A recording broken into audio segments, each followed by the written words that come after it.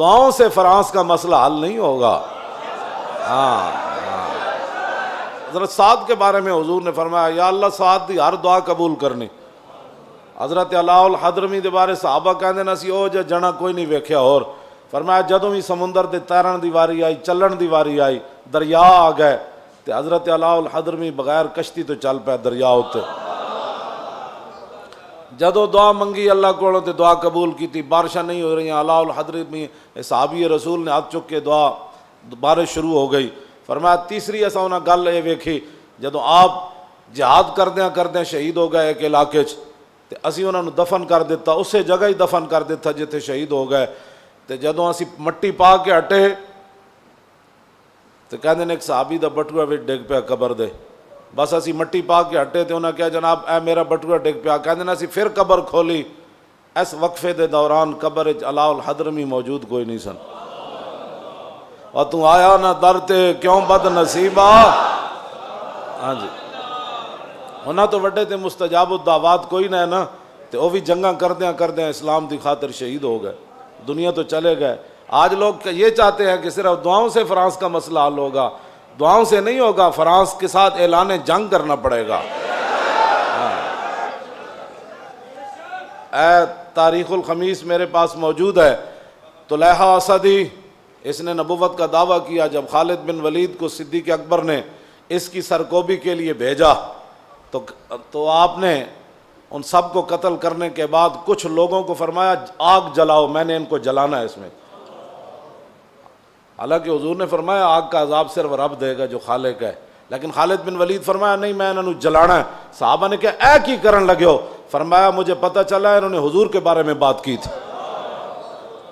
ہاں، انہوں نے حضور کے بارے میں، قتل کے بعد فرمایا پھر ان کو میں نے آگ بھی لگانی تاکہ قیامت تک کسی کافر کو بھی پتہ چلے کہ مسلمان جب حضور کی بات آئے تو ایسا اللہ کی تلوار بھی اپنے آپ سے باہر ہو جاتی ہے۔ تم اتنی بڑی بڑی باتیں کافر کر رہے ہیں اور تم یہاں بھی میٹنگیں کر رہے ہو۔ میٹنگوں سے مسئلے تھوڑے حل ہونے ہیں، میٹنگوں سے مسئلے حل نہیں ہونے، ان کے خلاف اعلان جہاد کرو۔ انہوں نے اتنے بڑی بڑی باتیں کی ہیں اور تم ابھی باتیں کیا کر رہے ہو؟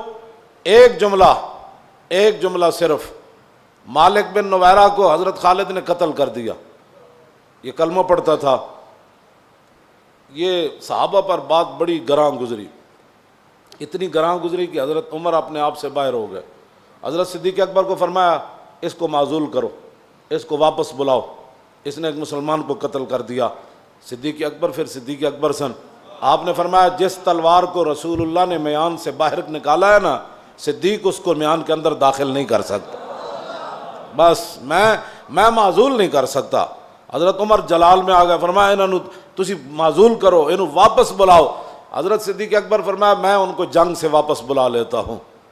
حضرت خالد کو پیغام بھجوایا، فرمایا کہ فوراً مدینہ پاک آؤ، صحابہ کو آپ کے بارے میں بڑے جو ہے وہ تحفظات ہیں۔ جدوں خالد بن ولید داخل ہوئے نا تو امام نے لکھیا آپ دی پگڑی وچ خون آلود تیر موجود سن، یعنی وہ تیر مار مار کے جڑے آئے سن وہ خون آلود ہی پگڑی چ لے آئے سن، وہ خون لگے ہوئے سن کافراں۔ تو فرمایا اسی تے جڑا جنہاں دی خالی تقریراں نال تے او بھی حضور دی عزت تے گل نہ ہوے بندے کو، کون سا میلاد منایا وہ مجھے بتاؤ؟ جب حضور کی عزت کی بات نہ ہوئی تو وہ کون سا میلاد ہے؟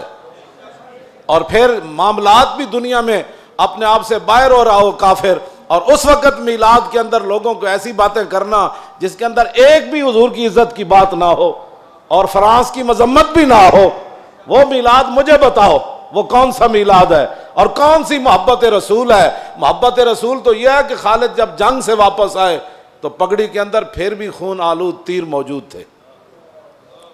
صدیق اکبر مسجد نبی شریف میں تشریف فرمائے، حضرت عمر دروازے پر کھڑے ہیں، یہ بڑا عجیب منظر ہے۔ حضرت عمر اپنے آپ تو باہر، بھئی انہیں مسلمان نو کیوں ماریا؟ اے کی بات ہوئی؟